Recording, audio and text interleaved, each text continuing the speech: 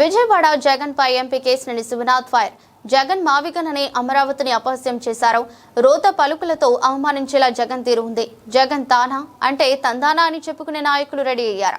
ముత్యాల ముగ్గు సినిమాలో రావు గోపాల వర్మ జగన్ అయితే అతని చుట్టూ చిడతలు వాయించేవారు ఉన్నారు.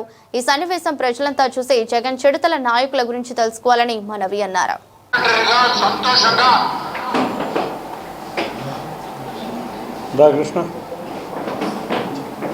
డోర్ బాబు ఎవరో తినేవద్దు ఏనివద్దు ఆడ ముందు అదే పెద్ద డిస్టర్బెన్స్ వస్తుంది.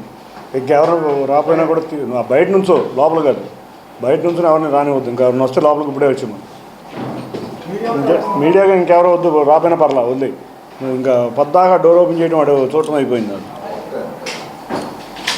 అది డోర్ కొట్టిన చూడు ఇప్పుడు చెక్ చేసుకుని మోయి అప్పుడే మీటింగ్ కాదు.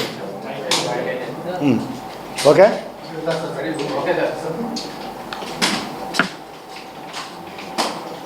అందరికీ నమస్కారం.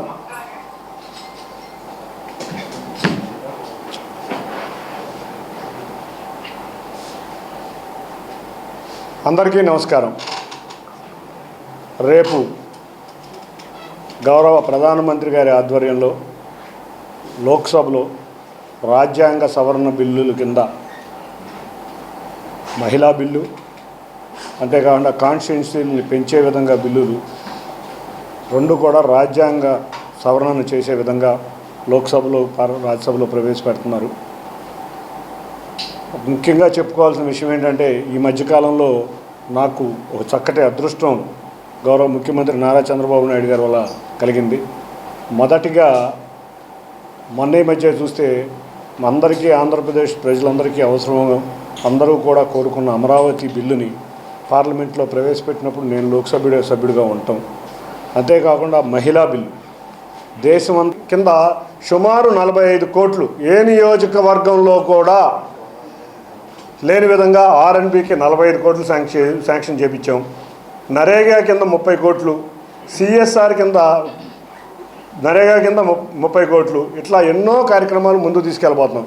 గౌరవ ముఖ్యమంత్రి గారు అయితే అక్కడ ఏదైనా ఒక పారిశ్రామిక ప్రాంతం ఉండాలి కాబట్టి ఏదైనా మంచి ఇండస్ట్రీని చూడమంటే లెదర్ ఇండస్ట్రీ వాళ్ళతో కూడా మాట్లాడటం జరిగింది. కొంత ల్యాండ్ని ఐడెంటిఫై చేయడం జరిగింది. తెలుగుదేశం పార్టీ కూటమి ప్రభుత్వం ఆధ్వర్యంలో ల్యాండ్ని కూడా ఐడెంటిఫై చేయడం జరిగింది.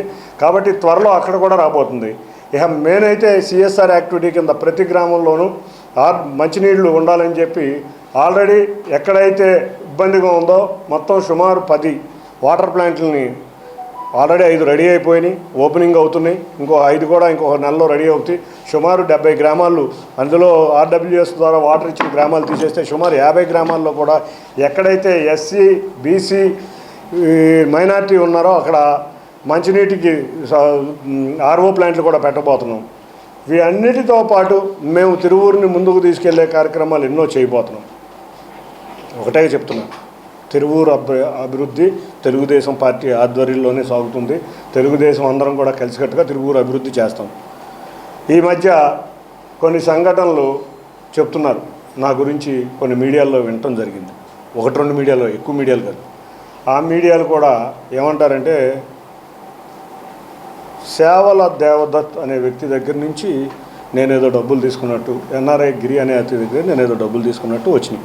నేను ఒకటే చెప్పదలిచాను, నేను గత 4 సంవత్సరాల క్రితం గౌరవ ముఖ్యమంత్రి నారా చంద్రబాబు నాయుడు గారు ఇచ్చిన పిలుపు మేరకు ఆయన ఇచ్చిన ఇదే రోజు ఎక్కడ అన్నా క్యాంటీన్లు పెట్టాలి అంటే సుమారు 7 నియోజకవర్గాల్లో కూడా అన్నా క్యాంటీన్లు పెట్టి 2500 మందికి ప్రతిరోజు ఉచితంగా భోజనం ఇచ్చిన వ్యక్తిని నేను. అన్ని కాన్స్టిట్యున్సీల్లో కూడా ఆ రోజు వైద్యం అందకపోతే మెడికల్ క్యాంపులు పెట్టి మెడికల్ ద్వారా వైద్య సహాయమే కాకుండా నా ట్రస్ట్ ద్వారా నా సొంత నిధులతో ఉచితంగా వైద్యం మందులు కూడా ఇచ్చిన వ్యక్తిని నేను. ఎన్నో జాబ్ మేళాలు పెట్టిన వ్యక్తిని నేను ఎవరి దగ్గర డబ్బులు తీసుకుంటాం అనేది కలలో మాట. నాకు విజయవాడలో ఎవరితోనూ విజయవాడే కాదు NTR జిల్లా ఎవరితోనూ ఆర్థిక లావాదేవీలు లేవు. నేను ఎవరి దగ్గర కూడా ఏ రోజు తీసుకునే వ్యక్తిని కాదు. నాకున్న ఆర్థిక లావాదేవీలు 2 పార్ట్నర్లు ఉన్నారు, అది కూడా చిన్న పార్ట్నర్లు. వాళ్ళతోనే ఏదన్నా ఒక ఆర్థిక లావాదేవీలు ఏదన్నా ఉన్నాయంటే విజయవాడ కానీ NTR జిల్లాలో కానీ వాళ్ళిద్దరితోనే ఉన్నాయి. ఇక దేవదత్ అనే వ్యక్తిని గౌరవ ముఖ్యమంత్రి చంద్రబాబు నాయుడు గారి ఆధ్వర్యంలో నేను రాకముందే అక్కడ ఇన్ఛార్జి కింద డిక్లేర్ చేయడం జరిగింది. ఆ ఇన్ఛార్జి కింద డిక్లేర్ చేసిన వ్యక్తిని నేనైతే ఇన్ఛార్జ్ ఇప్పించలేదు. నేను ఎలక్షన్ ముందు 3 నెలలు 4 నెలల ముందు తిరువూరు నియోజకవర్గానికి వెళ్ళా. ఆ తిరువూరు నియోజకవర్గానికి వెళ్ళిన క్రమంలో నేను ఆ రోజుకే దత్తు అనే ఆయన ఇన్ఛార్జ్ కింద ఉన్నారు.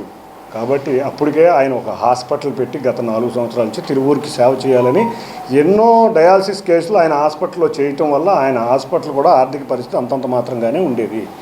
మరి కొంతమంది రాసినట్టు దత్తు గారు నాకు ఎంపీకి డబ్బులు ఇచ్చాను అని ఉంటే అది అన్న పాత ఎంపీ అయి ఉండొచ్చు. ఎందుకంటే ఆయన ఇన్ఛార్జి నా క్రమంలో అవ్వలేదు. ఆ ఎంపీ పాత వ్యక్తికి ఏమన్నా ఇచ్చారేమో తెలుసుకుని రాస్తే బాగుంటుందని నా అభిప్రాయం.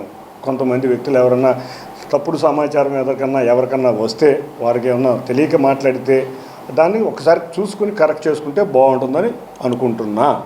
రెండోది గిరి అనే వ్యక్తి ఎన్ఆర్ఐ కింద ఉన్నప్పుడు, ఇప్పుడు కాదు, గత 7-8 సంవత్సరాల నుంచి నాకు తెలిసిన వ్యక్తి. నేను అమెరికా ఎప్పుడో ఎలక్షన్కి 2 సంవత్సరాల ముందు వెళ్ళినప్పుడు నన్ను కలిశాడు. మీరందరూ ఎన్ఆర్ఐలు వచ్చి ఇవాళ రాష్ట్రంలో కనుక చంద్రబాబు నాయుడు గారి ప్రభుత్వంలో అధికారంలోకి రాకపోతే మన బిడ్డల భవిష్యత్తు అల్లకల్లోలం అయిపోతుంది, మన రాష్ట్ర పరిస్థితులు మీరు అందరూ వచ్చి కృషి చేయాలంటే, అదేవిధంగా ఎలక్షన్ సమయానికి